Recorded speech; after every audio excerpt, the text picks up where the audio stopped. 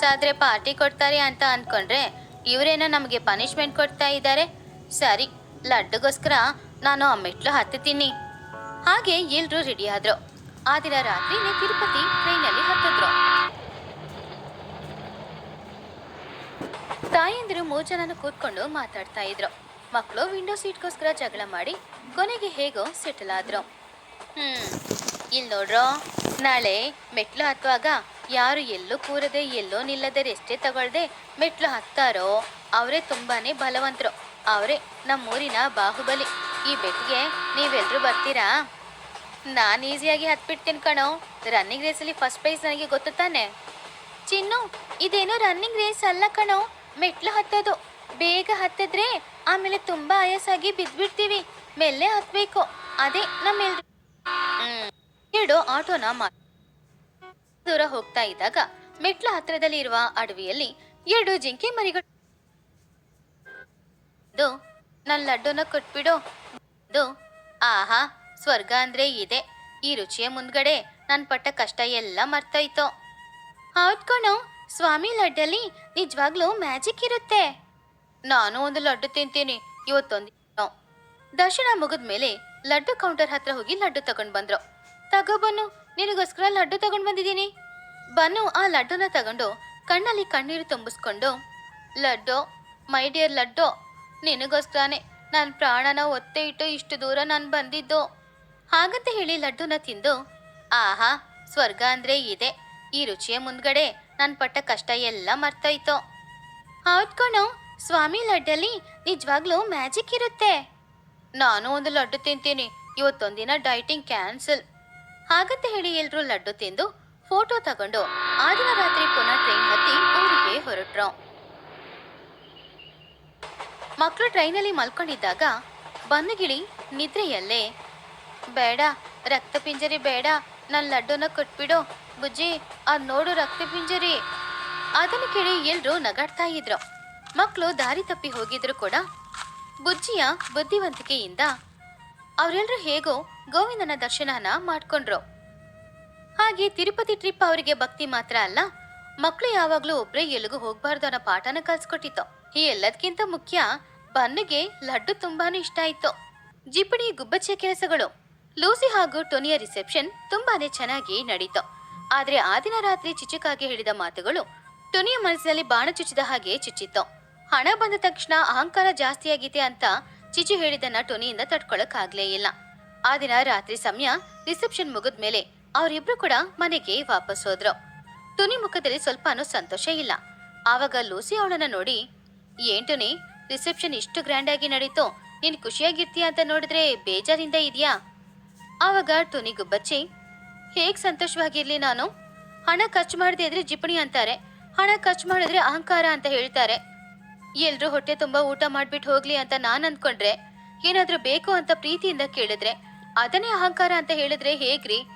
ಇನ್ ಮುಂದೆ ನಾನು ಈ ಹಣ ಎಲ್ಲ ಖರ್ಚು ಮಾಡಲ್ಲ, ಮೊದ್ಲು ತರ ಜಿಪಣಿಯಾಗಿನೇ ಇದ್ಬಿಡ್ತೀನಿ.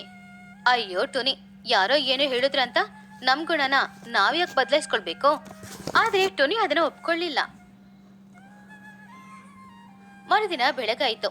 ಟೊನಿಯ ಹಳೆಯ ಗುಣ, ಜಿಪುಣ ಗುಣ ಹೊರಗಡೆ ಬಂತು. ಅದು ಮೊದ್ಲಿಕ್ಕಿಂತ ತುಂಬಾನು ಜಾಸ್ತಿಯಾಗಿ ಬೇರೆ ಇತ್ತು. ಲೂಸಿ ಪಾರಿವಾಳ ಆಫೀಸ್ಗೋಸ್ಕರ ರೆಡಿಯಾಗಿ ಹೊರಗಡೆ ಬಂದ. ಆವಾಗ ಪ್ಲೇಟಲ್ಲಿ ಒಂದಿಡ್ಲಿ ಸ್ವಲ್ಪ ಚಟ್ನಿ ಮಾತ್ರ ಹಾಕಿಟ್ಟಿದ್ಲು. ಏನ್ ಟೊನಿ ಇದು, ಒಂದಿಡ್ಲಿ ಇಟ್ಟಿದೀಯಾ? ನನಗೆ ಹಸ್ವಾಗ್ತಾ ಇದೆ. ಒಂದಿಡ್ಲಿ ಸಾಕು ರೀ, ಜಾಸ್ತಿ ತಗೊಳ್ಬಾರ್ದು, ಆಮೇಲೆ ವೆಯ್ಟ್ ಹಾಕ್ತೀರಾ, ಆಮೇಲೆ ಶುಗರ್ ಬರುತ್ತೆ, ಹಾಸ್ಪಿಟಲ್ ಖರ್ಚು, ಇದೆಲ್ಲ ಯಾಕೆ ಹೇಳಿ? ಒಂದ್ ಇಡ್ಲಿ ತಿಂದು ಈ ಗ್ಲಾಸ್ ನೀರ್ ಕುಡೀರಿ, ಆವಾಗ ಹೊಟ್ಟೆ ತುಂಬ ಹೋಗುತ್ತೆ.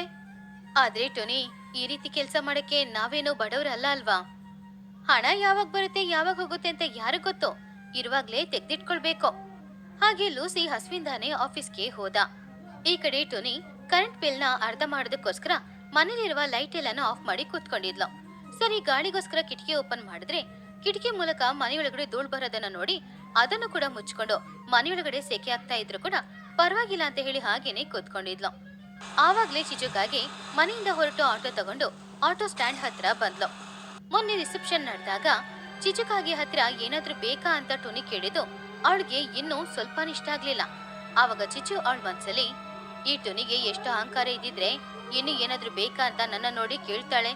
ನನ್ನ ಗೆಳೆಯ ಲೂಸಿ ಪಾಪ, ಅವನು ಸಂಪಾದನೆ ಮಾಡೋ ಹಣನ ಇವಳು ಸಿಕ್ಕಾಪಟ್ಟೆ ಖರ್ಚು ಮಾಡ್ತಾ ಇದ್ದಾಳ. ಗಂಡ ಹೆಂಡತಿ ಇಬ್ರನ್ನ ಹೇಗಾದ್ರೂ ಬೇರೆ ಮಾಡ್ಬೇಕು, ಆವಾಗ್ಲೇ ನನಗೆ ನೆಮ್ಮದಿ. ಹಾಗಂತ ಅಂದ್ಕೊಳ್ತಿದ್ದಾಗ ಆಫೀಸ್ ಬಸ್ ಮಿಸ್ ಆಗಿ ಆಟೋದಲ್ಲಿ ಹೋಗೋಣ ಅಂತ ಲೂಸಿ ಆಟೋ ಸ್ಟ್ಯಾಂಡ್ ಹತ್ರ ಬಂದ. ಆವಾಗ ಲೂಸಿನ ನೋಡಿದ ಚಿಚು ಇದೇ ಒಳ್ಳೆ ಅವಕಾಶ ಅಂತ ಅಂದ್ಕೊಂಡು, ಅರೆ ಲೂಸಿ ಬಾ, ನನ್ನ ಆಟೋದಲ್ಲಿ ಹತ್ತು, ನಾನು ಆಫೀಸ್ ಕರ್ಕೊಂಡು ಹೋಗ್ತೀನಿ. ಲೂಸಿನ ಆಟೋದಲ್ಲಿ ಹತ್ತದ. ಆವಾಗ ಚಿಚು ಈ ರೀತಿ ಹೇಳಿದ್ಲು, ಏನ್ ಲೂಸಿ ಮುಖ ಬಾಡಿ ಹೋಗಿದೆ, ಏನಾದ್ರೂ ಸಮಸ್ಯೆನಾ? ತುನಿ ಏನಾದ್ರೂ ಹೇಳಿದ್ರಾ? ಹಾಗೆಲ್ಲ ಏನಿಲ್ಲ ಚಿಚು, ಸುಮ್ನೆ ಅವಳು ಹಣ ಕೊಡಿಡ್ತಿದ್ದಾಳಷ್ಟೇ. ಆವಾಗ ಚಿಚು ನಗುತ್ತಾ, ಹಣ ಕೊಡಿಡ್ತಿದ್ದಾಳ, ಅದಕ್ಕೆ ಹೆಸರು ಜಿಪ್ಪಣತನ ಅಲ್ವಾ? ತುನಿ ಬಗ್ಗೆ ನಿನಗೆ ಸರಿಯಾಗಿ ಗೊತ್ತಿಲ್ಲ. ಮೊನ್ನೆ ಏನ್ ಹೇಳಿದ್ಲು ಗೊತ್ತಾ? ನನ್ ಗಂಡ ತುಂಬಾ ಅಮಾಯಕ, ಅವನಿಗೆ ಬುದ್ಧಿ ಏನೂ ಇಲ್ಲ, ಹಣ ಸಂಪಾದನೆ ಮಾಡಕ್ ಮಾತ್ರ ಗೊತ್ತು, ಅವನು ನನ್ ಕೈ ಹಿಡಿತದಲ್ಲಿದ್ದಾನೆ, ನಾನು ಏನ್ ಹೇಳಿದ್ರು ಕೇಳ್ತಾನೆ ಅಂತ ಹೇಳಿದ್ಲು. ಆವಾಗ ಲೂಸಿ ಕೋಪದಿಂದ, ಏನು ತುನಿ ಆ ರೀತಿ ಹೇಳಿದ್ಲ? ಮತ್ತೆ ನಾನ್ಯಾಕೆ ಸುಳ್ಳು ಹೇಳ್ಬೇಕು? ನೀವು ನನ್ನ ಗೆಳೆಯ ಅನ್ನೋದ್ರಿಂದ ಇಷ್ಟ ದಿನ ಹೇಳಿಲ್ಲ ಅಷ್ಟೇ. ನಿಮ್ ಹೆಂಡತಿ ಹಣನ ಕೂಡಿಡ್ತೀನಿ ಅಂತ ಹೇಳ್ತಾ ಇದ್ದಾರಲ್ಲ, ಆ ಹಣನ ಕೂಡಿಟ್ಟು ನಿಮ್ಗೆ ಏನಾದ್ರೂ ಖರ್ಚು ಮಾಡ್ತಾರಾ, ಇಲ್ಲ ಅವ್ರಿಗೆ ಯಾರನ್ನಾದ್ರೂ ಇಷ್ಟ ಇದ್ದು ಅವ್ರು ಕೊಡ್ತಾರಾ?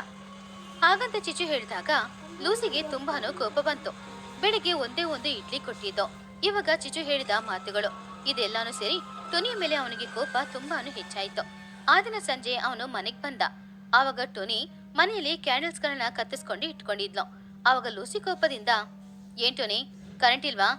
ಯಾಕೆ ಕ್ಯಾಂಡಲ್ ಇಟ್ಕೊಂಡು ಕೂತ್ಕೊಂಡಿದ್ಯಾ? ಕರೆಂಟ್ ಎಲ್ಲ ಇದೆ, ಆದ್ರೆ ಯೂನಿಟ್ಗೆ ಚಾರ್ಜ್ ಜಾಸ್ತಿ ಮಾಡಿದಾರೆ ಅಲ್ವಾ, ಅದಕ್ಕೆ ಕ್ಯಾಂಡಲ್ ಇಟ್ಟಿದ್ದೀನಿ.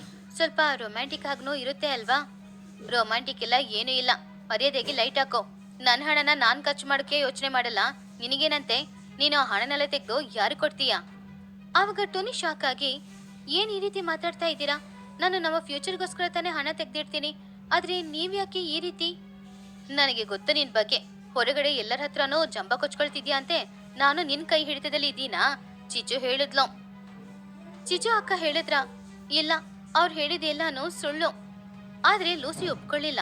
ಆ ದಿನ ಅವರಿಬ್ರಿಗೂ ದೊಡ್ಡ ಜಗಳಾನೆ ನಡೀತು. ಟುನಿ ಅಳುತ್ತಾನೆ ನಿದ್ರೆ ಮಾಡಿದ್ಲು. ಹೀಗೇನೆ ಕೆಲವು ದಿನಗಳು ಹೋಯ್ತು. ಲೂಸಿ ಟುನಿ ಹತ್ರ ಸರಿಯಾಗಿ ಮಾತಾಡದೇ ಇಲ್ಲ. ಆದ್ರಿಂದ ಪಾಪ ಟುನಿಗೆ ಮನಸ್ಸಿಗೆ ನೋವಾಗಿ ಕೊನೆಗೆ ಹುಷಾರಿಲ್ದೇ ಆಯ್ತು. ಒಂದಿನ ಬೆಳಿಗ್ಗೆ ಸಮಯ ಟುನಿ ಇದ್ದಕ್ಕಿದ್ದಂತೆ ಮೂರ್ಛೆ ಹೋಗಿ ಬಿದ್ದಾಗ ಹೆದರಿದ ಲೂಸಿ ಪಾರಿವಾಳ ಡಾಕ್ಟರ್ ಕುಹಿಗೆ ಕಾಲ್ ಮಾಡ್ದ. ಕುಹು ಡಾಕ್ಟರ್ ಟುನಿನ ಚೆಕ್ ಮಾಡಿ ಸಂತೋಷದಿಂದ ಲೂಸಿ ಹತ್ರ ಬಂದು, ಹೆದರಿಬೇಡಿ ಲೂಸಿ, ನಿಮ್ಗೆ ಒಳ್ಳೆ ಸುದ್ದಿನೇ, ನೀವು ಅಪ್ಪ ಆಗ್ತಾ ಇದ್ದೀರಾ, ನಿಮ್ ಹೆಂಡತಿ ಪ್ರೆಗ್ನೆಂಟ್ ಆಗಿದ್ದಾರೆ. ಆವಾಗ ಲೂಸಿ ತುಂಬಾನು ಸಂತೋಷದಿಂದ, ಏನು, ನಾನು ಅಪ್ಪ ಆಗ್ತಾ ಇದ್ದೀನಾ? ಅಯ್ಯೋ ದೇವ್ರೆ! ಹಾಗಂತ ಹೇಳಿ ಟೊನಿ ಕಣ್ಬಿಡುವ ಸಮಯದಲ್ಲಿ ಲೂಸಿ ಪ್ರೀತಿಯಿಂದ ಅವಳ ಮುಂದ್ಗಡೆ ಹೋಗಿ ನಿಂತ್ಕೊಂಡ. ಆವಾಗ ಟೊನಿಗೂ ಕೂಡ ಲೂಸಿನ ನೋಡಿ ತುಂಬಾನು ಸಂತೋಷ ಆಯ್ತು. ಆವಾಗ ಲೂಸಿಗೆ ಒಂದು ವಿಷಯ ಅರ್ಥ ಆಯ್ತು. ಹೊಟ್ಟೆಲಿರುವ ಮಗುಗೋಸ್ಕರನೂ ಅವನಿಗೋಸ್ಕರನೂನೇ ಟೊನಿ ಈ ರೀತಿ ಹಣನ ಖರ್ಚು ಮಾಡದೆ ಇರೋದು ಅನ್ನೋದು. ಟೊನಿ, ಸಾರಿ, ನೀನು ಫ್ಯೂಚರ್ಗೋಸ್ಕರನೇ ಎಲ್ಲಾನು ಕೂಡಿಡ್ತಾ ಇದೀಯಾ, ಆದ್ರೆ ನಾನು ಅದನ್ನ ಅರ್ಥ ಮಾಡ್ಕೊಳ್ದೆ ಚಿಚು ಮಾತು ಕೇಳಿ ನಿನ್ ಮೇಲೆ ಕೋಪ ಮಾಡ್ಕೊಂಡೆ. ಪರವಾಗಿಲ್ಲ ರೀ, ಇವಾಗ್ಲಾದ್ರೂ ನನ್ನ ಅರ್ಥ ಮಾಡ್ಕೊಂಡ್ರಲ್ವಾ? ಚಿಚು ಮೇಲೆ ಲೂಸಿಗೆ ತುಂಬಾನು ಕೋಪ ಬಂತು. ತಕ್ಷಣ ಅವನು ಚಿಚು ಕಾಗೆಗೆ ಕಾಲ್ ಮಾಡಿ, ಇನ್ನೊಂದ್ಸಲ ನನ್ನ ಕುಟುಂಬದ ವಿಷಯದಲ್ಲಿ ತಲೆ ಹಾಕಿದ್ರೆ ಆಮೇಲೆ ಅಷ್ಟೇ, ಹಾಗಂತ ಬೆದರಿಸ್ದ. ಚಿಚು ಕಾಗೆ ಹೆದರ್ಕೊಂಡು ಫೋನ್ನ ಕಟ್ ಮಾಡಿದ್ಲು. ಈ ವಿಷಯ ತಿಳ್ಕೊಂಡು ಮಹಿಹದ್ದು ಹಾಗೂ ಚೋಟಿಗಿಳಿ ಇಬ್ರು ಕೂಡ ಹಣ್ಣು ತಿಂಡಿ ಎಲ್ಲಾನು ತಗೊಂಡು ಟುನಿಯ ನೋಡಕ್ಕೆ ಬಂದ್ರು. ಆವಾಗ ಟುನಿ ತುಂಬಾನು ಸುಸ್ತಾಗಿದ್ಲು. ಅವಳನ್ನ ನೋಡಿ ಮಹಿಹದ್ದು, ಅಯ್ಯೋ ಏನ್ ಟುನಿ ಹೀಗಾಗ್ಬಿಟ್ಟಿದೀಯಾ? ಮೊನ್ನೆ ಮದುವೆ ರಿಸೆಪ್ಷನ್ ಅಲ್ಲಿ ನೋಡಕ್ಕೆ ಎಷ್ಟು ಅಂದವಾಗಿದೆ, ಇವತ್ ನೋಡು ಎಷ್ಟು ಸುಸ್ತಾಗಿದ್ಯಾ ಅಂತ, ಸರಿಯಾಗಿ ಊಟನೂ ಮಾಡೋದಿಲ್ವಾ? ಹೌದು ಮಹಿಯವ್ರೆ, ಮೊನ್ನೆ ಶಾಪಿಂಗ್ ಮಾಲ್ ಅಲ್ಲಿ ನೋಡಿದಾಗ ಕೂಡ ಇಷ್ಟೇ ಡಲ್ ಆಗಿದ್ಲು. ಪಾಪ ಆ ಲೂಸಿ ಚಿಚು ಮಾತ್ ಕೇಳ್ಕೊಂಡು ಇವಳತ್ರ ಜಗಳ ಮಾಡಿದ್ರಲ್ವಾ, ಅದಕ್ಕೆ ಈ ರೀತಿ ಆಗಿದ್ದಾಳೆ, ಸರಿಯಾಗಿ ಊಟನೂ ಮಾಡ್ತಾ ಇಲ್ಲ ಇವಳು. ಆವಾಗ ಮಹಿ ಕೋಪದಿಂದ, ಏನೋ ಆ ಚಿಚುಗೆ ಗೆಳೆಯನ ಕುಟುಂಬನ ನಾಶ ಮಾಡದೆ ದೊಡ್ಡ ಕೆಲ್ಸನಾ? ಎಷ್ಟ ಅಹಂಕಾರ ಅವಳಿಗೆ. ಆದ್ರೆ ಈ ಲೂಸಿಗೆ ಬುದ್ಧಿ ಇಲ್ವಾ? ಅವಳು ಹೇಳಿದ್ರೆ ಹೆಂಡತಿ ಜೊತೆ ಜಗಳ ಮಾಡ್ತಾನ. ಪಾಪ ಟೊನಿ ಹೊಟ್ಟೆಲಿ ಮಗು ಇದೆ ಅನ್ನುವ ವಿಷಯ ಕೂಡ ಗೊತ್ತಿಲ್ದೆ ತುಂಬಾನು ಬೇಜಾರ್ ಮಾಡ್ಕೊಂಡೇ ಇದ್ದಿರ್ಬೋದು. ಪರವಾಗಿಲ್ಲ ಬಿಡಿ, ಇವಾಗ ಲೂಸಿ ಎಲ್ಲಾನು ಅರ್ಥ ಮಾಡ್ಕೊಂಡ್ರಲ್ವಾ? ಇಲ್ಲಿ ನೋಡ್ ಟೊನಿ, ಇವತ್ತಿಂದ ನೀನ್ ಒಬ್ಳಲ್ಲ, ನಿನ್ ಹೊಟ್ಟೆಲಿ ಒಂದ್ ಮಗು ಬೆಳೀತಾ ಇದೆ, ನೀನು ಇವಾಗ ಇಬ್ರಾಗಿದ್ಯಾ, ಸರಿಯಾಗಿ ಊಟ ಮಾಡ್ಬೇಕು, ಯಾವಾಗ್ಲೂ ಜಿಪ್ಪಣತನ ಮಾತ್ರ ಇದ್ರಲ್ಲಿ ತೋರಿಸ್ಬೇಡ. ಹೌದು ಟೊನಿ, ಇಬ್ರು ಅಂದ್ಮೇಲೆ ತುಂಬಾ ಹಸ್ವಾಗುತ್ತೆ, ಇಬ್ರಿಗೂ ಸೇರಿಸಿ ಆರೋಗ್ಯವಾದ ಆಹಾರನ ತಗೊಳ್ಬೇಕು. ಇವಾಗ ಜಿಪ್ಣತನ ಮಾಡಿದ್ರೆ ಆಮೇಲೆ ಹೊಟ್ಟೆಲಿ ಬೆಳೆಯೋ ಮಗುಗೆ ತುಂಬಾ ಕಷ್ಟ ಆಗುತ್ತೆ. ನನ್ ಮಾತ್ ಕೇಳಿ ಸರಿಯಾಗಿ ಊಟ ಮಾಡೋ. ಹೌದು ಟುನಿ, ತುಂಬಾ ಸುಸ್ತಾಗಿದ್ಯಾ? ಹಣ್ಣು ತಿಂಡಿ ತಗೊಂಡ್ ಬಂದಿದ್ದೀವಿ, ತಿನ್ನು. ನಿನಗೆ ಅಡಿಗೆ ಮಾಡಕ್ಕಾಗಲ್ಲ, ಸುಸ್ತಾಗಿದೆ ಅಂದ್ರೆ ನನ್ಗೊಂದ್ ಫೋನ್ ಮಾಡು, ದಿನ ನಾನ್ ಊಟ ಮಾಡಿ ತಗೊಂಡ್ ಬರ್ತೀನಿ. ಆವಾಗ ಟುನಿ ಕಣ್ಣಲ್ಲಿ ಕಣ್ಣೀರೊಂದಿಗೆ, ತುಂಬಾ ಥ್ಯಾಂಕ್ಸ್ ಚೋಟು, ನಿಮ್ಮಂತವ್ರು ನನ್ನನ್ನ ಇಷ್ಟು ಪ್ರೀತಿಯಿಂದ ನೋಡ್ಕೊಳ್ಳೋದಕ್ಕೆ ನನ್ನ ಅದೃಷ್ಟ ಮಾಡಿರ್ಬೇಕು. ಅದ್ರಲ್ಲಿ ಏನಿದೆ ಅಮ್ಮ, ಎಲ್ರೂ ಒಂದೇ ಊರಿನವರು, ಒಬ್ರಿಗೊಬ್ರು ಸಹಾಯ ಮಾಡ್ಕೊಳ್ಳೋದ್ ಬೇಡ್ವಾ? ಸರಿ, ಇವಾಗ ನಾವು ಹೊರಡ್ತೀವಿ. ಹಾಗಂತ ಹೇಳಿ ಇಬ್ರು ಅಲ್ಲಿಂದ ಹೋದ್ರು. ಟುನಿ ಸಂತೋಷವಾಗಿದ್ಲು, ಆದ್ರೆ ಅದರ ಜೊತೆಗೆ ಅವಳಿಗೆ ಒಂದು ಟೆನ್ಷನ್ ಕೂಡ ಬಂತು. ಮಗು ಹುಡ್ತಾ ಇದೆ, ಹಾಗಾದ್ರೆ ಖರ್ಚು? ಲೂಸಿ ಪಾರಿವಾಳ ಆಫೀಸ್ಗೆ ಹೋದ್ಮೇಲೆ ಟೋನಿ ಒಂದು ಹಳೆ ನೋಟ್ಬುಕ್ ಹಾಗೂ ಪೆನ್ ತಗೊಂಡು ಕೂತ್ಕೊಂಡಿದ್ಲು. ಇವಾಗ ಅವಳ ಮುಖ ತುಂಬಾನೇ ಸೀರಿಯಸ್ ಆಗಿತ್ತು. ಅವಳು ಆ ಬುಕ್ ಅಲ್ಲಿ ಒಂದು ಲೆಕ್ಕ ಹಾಕ್ತಾ ಇದ್ಲು. ಹೌದು, ನನಗೆ ಹುಟ್ಟೋದು ಹೆಣ್ಣ ಗಂಡ? ಹಾಗಂತ ಹೇಳಿ ಒಂದ್ ಪೇಜಲ್ಲಿ ಹೆಣ್ಣು, ಒಂದ್ ಪೇಜಲ್ಲಿ ಗಂಡು ಅಂತ ಬರದ್ಲು. ಒಂದ್ ವೇಳೆ ನನಗೆ ಗಂಡು ಮಗ ಹುಟ್ಟಿದ್ರೆ ಅವನಿಗೆ ಡೈಪರ್ ತಗೊಳ್ಬೇಕು, ಗೊಂಬೆ ತಗೊಳ್ಬೇಕು, ಆಮೇಲೆ ಸ್ಕೂಲಿಗೆ ಸೇರಿಸಿದ್ರೆ LKGಗೆ 1 ಲಕ್ಷ ರೂಪಾಯಿ ಫೀಸ್ ತಗೊಳ್ತಾ ಇದ್ದಾರೆ. ಬೆಳೆದ ಮೇಲೆ ಕಾಲೇಜ್ ಫೀಸು, ಆಮೇಲೆ ಮೊಬೈಲ್ ಬೇಕು ಅಂತಾನೆ, ಆಮೇಲೆ ಬೈಕ್ ಬೇಕು ಅಂತಾನೆ, ಪೆಟ್ರೋಲ್ಗೆ ಖರ್ಚು, ಮದ್ವೆ ಮಾಡಿಡ್ಬೇಕು, ಅದಕ್ಕೆ ಕೋಟಿಗಟ್ಲೆ ಖರ್ಚಾಗುತ್ತೆ. ಅಯ್ಯೋ ದೇವ್ರೆ, ಗಂಡ್ ಮಗು ಹುಟ್ಟಿದ್ರೆ ನನ್ನ